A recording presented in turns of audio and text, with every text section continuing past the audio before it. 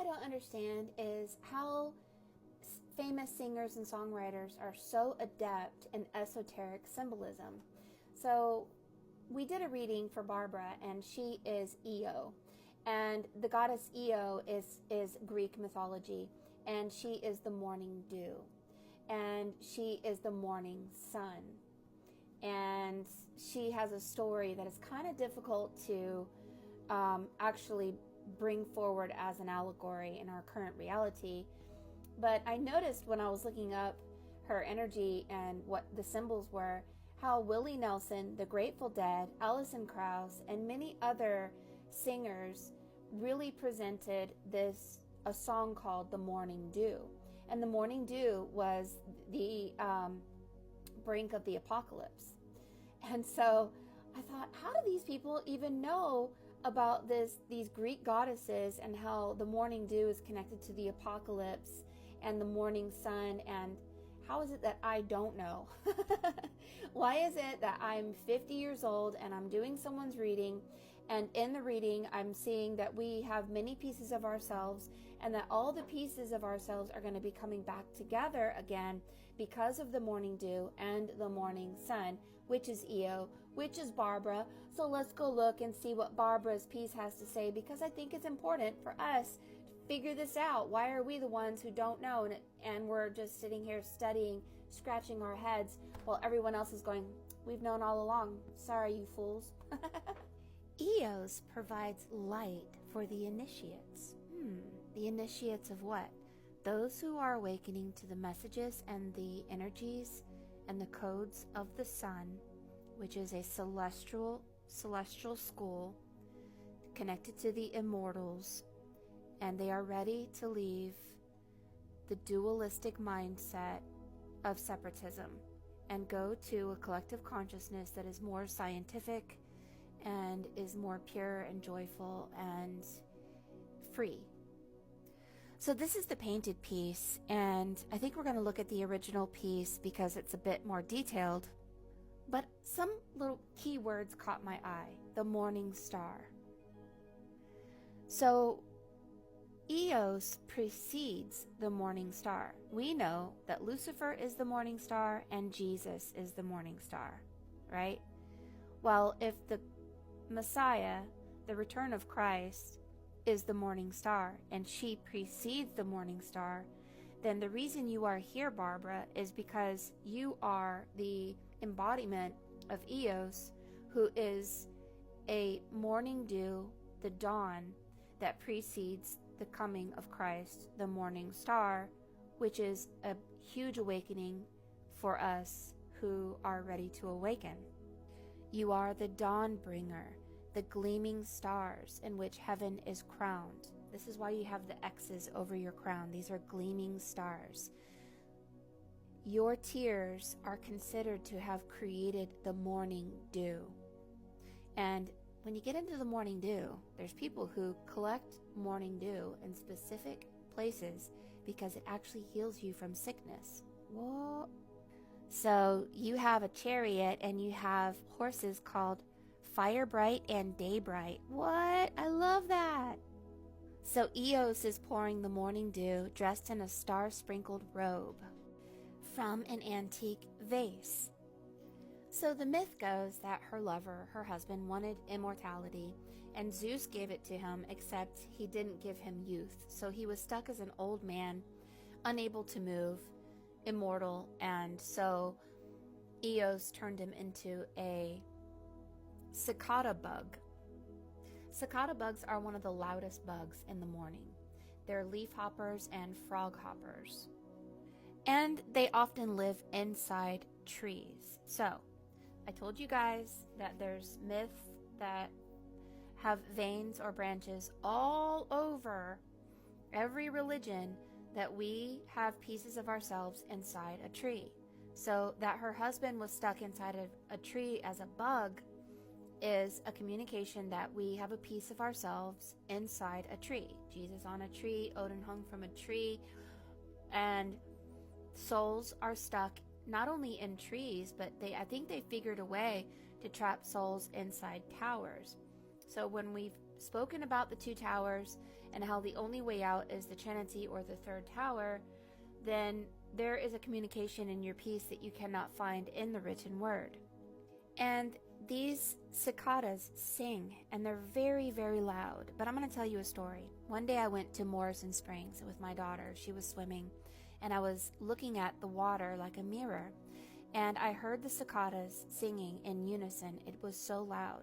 The longer I stared at the water, the more the ringing of the cicadas went into my ears. And I felt myself as if my soul was falling into the water. And I think if I didn't catch myself, I would have shifted dimensions or something.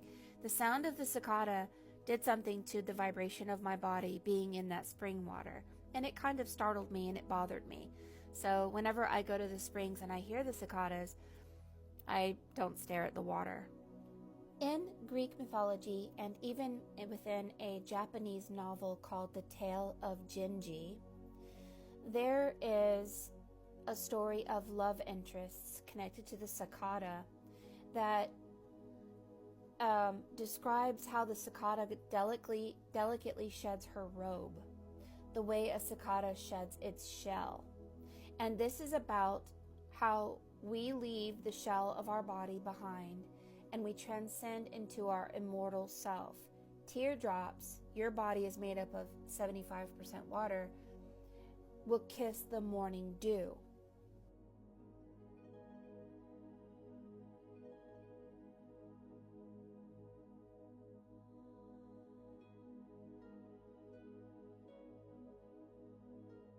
The cicada represents immortality against death. So there were many people who used to carry the emblem or the symbol of the cicada in their pocket, much like the scarab beetle in Egypt. The New Zealand artist Lord presented the cicada sounds heavily in their album called Solar Power. She described the cicada song as being emblematic of the New Zealand summer. So you often don't hear the cicada until summertime, and this is the morning sun and the dawn. And in the Philippines, they say that there's a goddess of dusk who is to be greeted by the sounds and the appearances of the cicadas whenever she appears. So it's funny how in the Philippines, the cicada is connected to the dusk when Eo is the dawn. What I haven't read about Eo is how you are connected to these diamonds. And so you are an emanation of the one God, and you are here to bring light into worlds that are dark, basically. So if we are in a tree dominated by the reptilians, you have this eye of light and you have a tear, and the dew of the tear actually makes a diamond, and the diamond actually impacts our reality. The body at the very bottom at 6 o'clock represents little Miss Muffet sat on her tuffet eating her words, curds, and whey.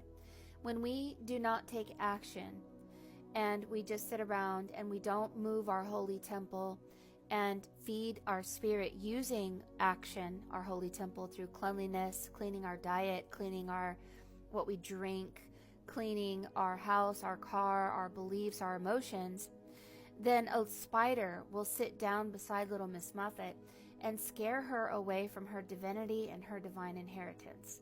So the reptilians and the spiders represents the Gentile, the reptile, the Wicked Witch of the West, WWW, the World Wide Web, and these are threats against your awakening. So for you to do the job in the will of God to bring illumination and light into worlds or people who have been in the night or asleep, you are the cicada sound. You are the eye of the dawn. You are the teardrop in the morning dew. People who are into apothecary often collect morning dew for mental and physical wellness. And they would collect morning dew in specific places, especially in the beginning of summer, like May 1st. They call it beauty magic because it helps you to collect magnetism, water that is magnetized. Morning dew water is different than other water. It actually has life energy in it, and the ancients used to collect the morning dew in order to achieve youthfulness or beauty. They would collect the morning dew from specific trees, stones, and grass. If a child was sick, they would roll them in the grass of the morning dew so that they achieve magnetism, so their frequency and their biofield would be healed. The morning dew is a very healing water source that is a secret for many of how the morning dew literally resets your damaged biofield and your low frequency or your energy that is not as magnetized as you would like it to be. I encourage you to read about that. It's very, very informative. So Spirit says that you are to be no one and yet everyone. You are to be 0 point energy. And Spirit is going to use you as the power of myth. Whatever you decide to do in your life, you're going to be the clown, which is the fool. This means you're going to use controlled folly with your outer reality. You are like Gandalf, who went from Gandalf the Grey to Gandalf the White. You aren't going to be best friends with the world. You're going to use your voice, your body for wonderful things, but you're going to be no low self-worth, no self-importance. You don't care if people love you or hate you. You have gone through the deathless death, and you must maintain 0 point energy. Feed your body and your spirit the morning dew, life energy, and follow life, not death, with thoughts, actions, and words. And you will step into your higher self, who is EOS, the bringer of the dawn, the bringer of the Messiah, the bringer of the morning star, because you precede the morning star as the morning dew. What a beautiful story. I encourage you to continue to study this precious and sacred message for you. My name is Mary Moses. If you would like a reading, go to